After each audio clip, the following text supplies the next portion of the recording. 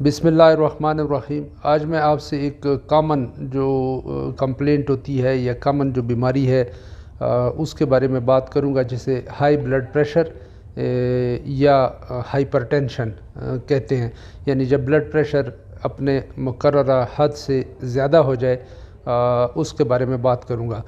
تو نارمل جو blood pressure ہوتا ہے وہ اس میں دو چیزیں ہوتی ہیں۔ جب ہم لکھتے ہیں، ایک کو کہتے ہیں سسٹالک بلڈ پریشر، یعنی جب ہم لکھتے ہیں تو اس میں اوپر والا حصہ جو ہوتا ہے اس کو سسٹالک کہتے ہیں،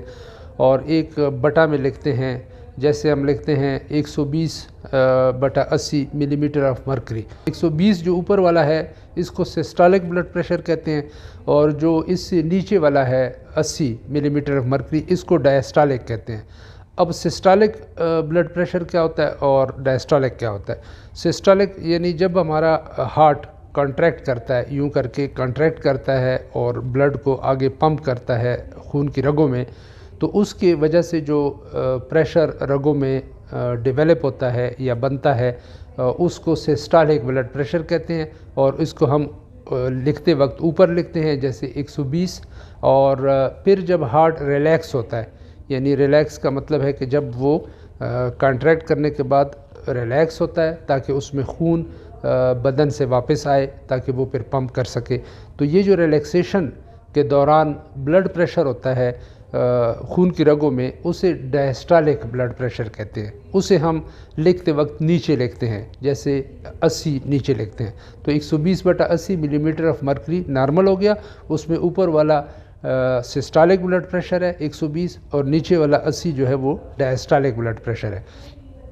اب ان دونوں میں کوئی بھی اگر اپنے مقررہ جو مقدار ہوتی ہے، ایک رینج ہوتی ہے، اس سے اوپر چلا جائے تو اسے ہم بلڈ پریشر کہیں گے یا ہائی بلڈ پریشر کہیں گے۔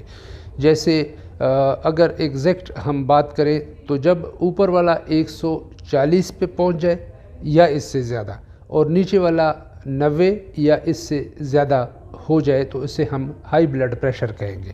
یعنی اگر 140/90 یا اس سے زیادہ ہوگا بلڈ پریشر کی میئرمنٹ، تو اسے ہم کہیں گے کہ یہ ہائی بلڈ پریشر کا مریض ہے۔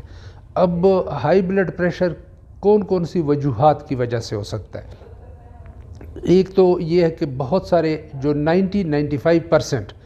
یعنی ہر 100 جو مریض ہوتے ہیں جن کو بلڈ پریشر ہوتا ہے یا ہائی بلڈ پریشر ہوتا ہے، ان میں سے 90 سے لے کے 95% 95% جو لوگ ہیں ان میں کوئی وجہ معلوم نہیں ہوتی کہ کس وجہ سے یہ ان کو بلڈ پریشر ہے۔ اس لیے اس کو ہم ایڈیوپیتھک بلڈ پریشر یا اسینشل ہائپر ٹینشن اسے کہتے ہیں۔ تو اس کی کوئی وجہ معلوم نہیں ہوتی، تو لیکن اس کا علاج ضروری ہے، کیونکہ جب ہم ٹیسٹ وغیرہ کرتے ہیں، جتنے بھی اس کے ایگزامینیشن کرتے ہیں مریض کی، تو اس میں یہ نہیں پتہ چلتا کہ کوئی خاص وجہ ہمیں سامنے نظر نہیں آتی یا ہوتی نہیں ہے، تو اس لیے اس کو اسینشل ہائپر ٹینشن یا ایڈیوپیتھک ہائپر ٹینشن کہتے ہیں، جس کی کوئی وجہ معلوم نہیں ہوتی۔ اچھا، دوسری کیٹیگری بلڈ پریشر کی وہ ہے جسے ہم سیکنڈری ہائپر ٹینشن کہتے ہیں۔ سیکنڈری کا مطلب ہے کہ کسی اور کوئی بیماری ہوتی ہے اور اس کی وجہ سے جب بلڈ پریشر بڑھ جائے تو اسے سیکنڈری ہائپر ٹینشن کہتے ہیں، اور اس میں بہت ساری بیماریاں ہوتی ہیں جن کی وجہ سے یہ blood pressure secondary hypertension جسے کہتے ہیں وہ ہو سکتا ہے۔ تو اس میں جیسے اگر ہم کڈنیز کی بات کریں، رینو واسکولر ہائپر ٹینشن جسے کہتے ہیں، یعنی جو گردوں میں کوئی خرابی ہوگی تو اس کی وجہ سے بلڈ پریشر ہو سکتا ہے۔ جیسے ایک خون کی رگ جو جا رہی ہوتی ہے گردوں کو، تو وہ اس میں جب وہ تنگ ہو جائے اسے کہتے ہیں رینل آرٹری سٹینوسس۔ سٹینوسس کا مطلب ہے رگ کا تنگ ہونا۔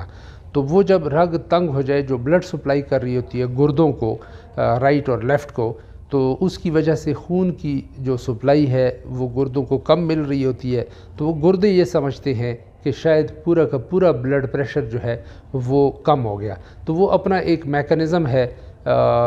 کافی ساری چیزیں ہیں، ہارمونز مختلف قسم کے ہیں، خاص کر رینن ایلڈوسٹیرون سسٹم ہے، رینن انجیوٹینسن الڈوسٹیرون سسٹم، وہ ایکٹیویٹ ہوتا ہے، اور اس ایکٹیویشن کی وجہ سے یہ ہوتا ہے کہ وہ پورا کا پورا بلڈ پریشر بڑھ جاتا ہے، اور جو خون سپلائی کم ہو رہی ہوتی ہے گردوں کو، وہ بھی ریسٹور ہو جاتی ہے. یعنی گردوں کی جو کمی خون سپلائی کم ہوتی ہے وہ رینل آرٹری سٹینوسس کی وجہ سے وہ تو ریسٹور ہو جاتی ہے، نارمل ہو جاتی ہے، لیکن ایز اے رزلٹ یہ ہوتا ہے کہ پورا جو بلڈ پریشر ہے باڈی کا وہ بھی بڑھ جاتا ہے. اسے سیکنڈری ہائپرٹینشن کہتے ہیں. اب وہ جو رینل آرٹری سٹینوسس ہے، یعنی جو گردوں کی جو وہ ہوتی ہے، جو یہ رینل آرٹری ہوتی ہے یا یہ جو رگ جو گردوں کو سپلائی کر رہی ہوتی ہے بلڈ، یہ مختلف وجوہات کی وجہ سے تنگ ہو سکتی ہے. جیسے اگر کسی کا لپڈ بہت زیادہ ہو جائے، اوور ویٹ بندہ ہو، موٹا ہو، اور اس میں چربی وغیرہ زیادہ ہو بلڈ میں، کولیسٹرول، تو اس کی وجہ سے وہ خون کی رگوں میں جم جاتا ہے، اور یہ رینل آرٹری جو ہے اس میں بھی یہ کولیسٹرول جم جاتا ہے، اس کی وجہ سے وہ تنگ ہو جاتی ہے. تو ایک تو وجہ یہ ہے، یعنی ایتھیروسکلیروسس جسے کہتے ہیں، کولیسٹرول کا زیادہ ہونا بلڈ میں، اور وہ وہاں پہ جم جاتا ہے، اس کی وجہ سے یہ رینل آرٹری بند ہو جاتی ہے یا تنگ ہو جاتی ہے، اور بلڈ سپلائی متاثر ہوتی ہے، اس کی وجہ سے سیکنڈری ہائپرٹینشن ہو جاتی ہے. اور دوسری ایک بیماری ہوتی ہے اگر ینگ عورت ہو خاص کر، اور اس میں بلڈ پریشر بڑھ جائے اور کولیسٹرول بھی نارمل ہو اور باقی جو پیرامیٹرز ہیں وہ بھی نارمل ہو، تو اس صورت میں ایک بیماری ہوتی ہے، اسے کہتے ہیں فائبرو ڈسپلیزیا.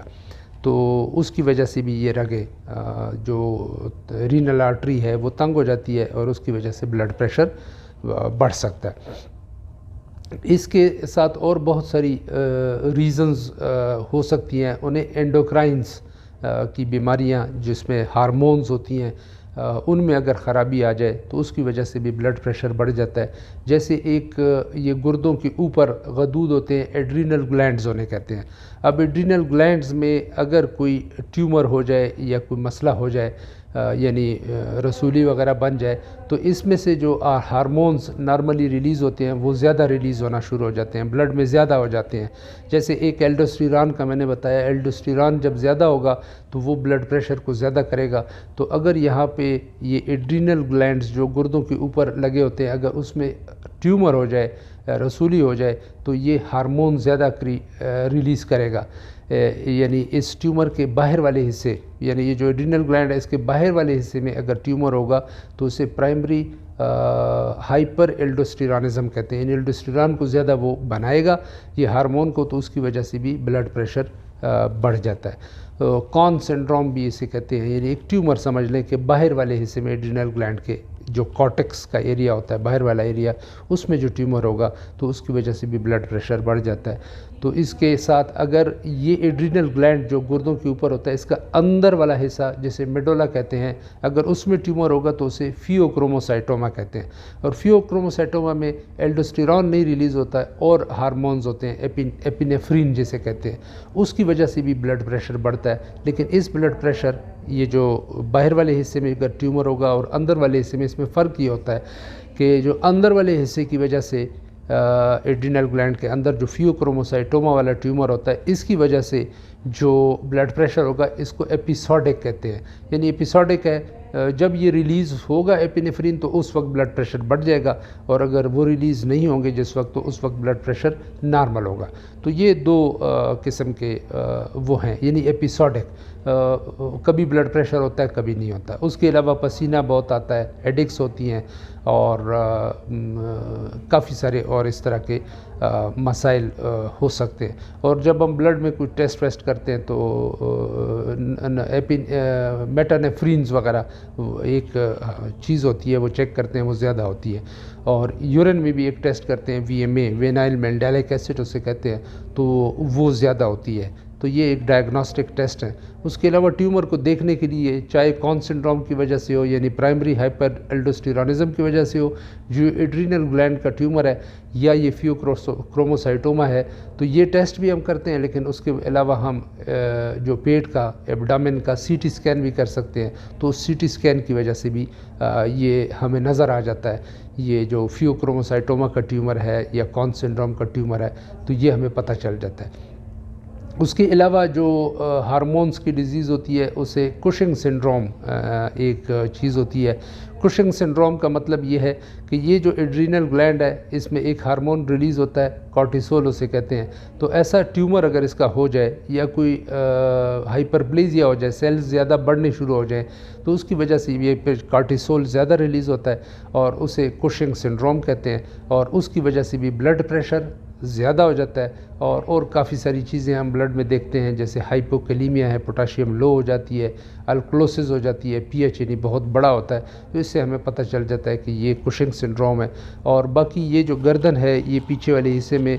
فیٹ نما چیزیں جمع ہو جاتی ہیں، بفیلو ہمپ اسے کہتے ہیں، یعنی یہ جگہ ابھری ہوئی ہوتی ہے، اور مون فیس،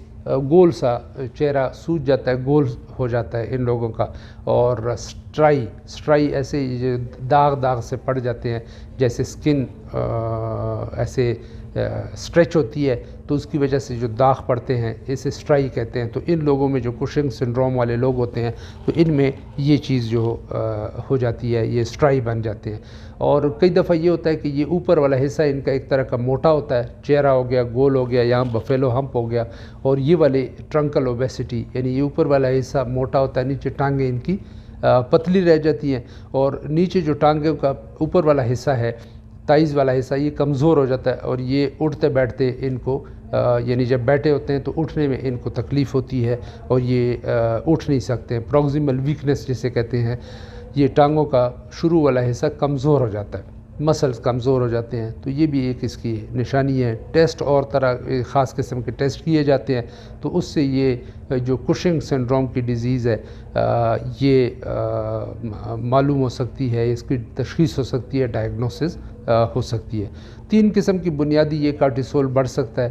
ایک یہ جو کشنگ سنڈروم جیسے میں نے کہا، ایڈرینل گلینڈ میں اگر ٹیومر ہو جائے اور وہ کارٹیسول زیادہ پروڈیوس کرے۔ دوسرا برین میں ایک غدود ہوتا ہے جسے پیچوٹری گلینڈ کہتے ہیں، انٹیریئر پیچوٹری، وہ چونکہ یہ ایڈرینل گلینڈ کو کنٹرول کر رہا ہوتا ہے، تو وہاں اگر ٹیومر ہوگا تو وہاں سے ہارمون زیادہ ریلیز ہوں گے اور وہ یہاں ان ایڈرینل گلینڈ پہ اثر کرے گا اور یہاں سے کارٹیسول بڑھنا شروع ہو جائے گا۔ دوسرا خدا نخواستہ وہ جو لوگ جو سموکنگ وغیرہ کرتے ہیں یا گردوں لنگز کی بیماری ہوتی ہے، خاص کر کینسر ہوتا ہے ایک خاص قسم کا جسے اسمال سیل کارسینوما کہتے ہیں، برونکوجینک کارسینوما لنگز کا کینسر ہوتا ہے، اس کی وجہ سے بھی وہاں ایک ACTH ایک ہارمون ہوتا ہے، جس طرح انٹیریئر پیچوٹری بناتا ہے ACTH ایڈرینو کارٹیکوٹروپک ہارمون، تو یہ جو لنگ کا کینسر ہوتا ہے اسمال سیل کارسینوما، تو یہ بھی ACTH ایڈرینو کارٹیکوٹروپک ہارمون یہ ایکٹوپک بنانا شروع کر دیتا ہے۔ نارملی لنگز کا یہ کام نہیں ہے کہ ACTH بنائے، لیکن اگر اسمال سیل کارسینوما ہوا تو ACTH وہ پروڈیوس کرنا شروع کر دیتا ہے، اور پھر یہ ACTH جو ہے بلڈ میں شامل ہو کے یہ جا کے ایڈرینل گلینڈ جو غدود ہوتا ہے گردوں کے اوپر، اس پہ اسی طرح اثر کرتا ہے جیسے انٹیریئر پیچوٹری گلینڈ جو ہے برین میں، اس کی طرف سے یہ آ رہا ہے، تو اور ایڈرینل گلینڈ کو سٹیمولیٹ کرتا ہے اور کارٹیسول زیادہ پروڈیوس ہوتا ہے، اور پھر کارٹیسول کا ایفیکٹ یہ ہوتا ہے کہ وہ بلڈ پریشر کو بڑھا لیتا ہے، شوگر بھی ان کو ہو جاتی ہے، بلڈ پریشر بھی ان کو ہو جاتا ہے، تو یہ ایک کشنگ سنڈروم کی وجہ سے بھی سیکنڈری ہائپر ٹینشن ہو جاتی ہے۔ تو اسی طرح اگر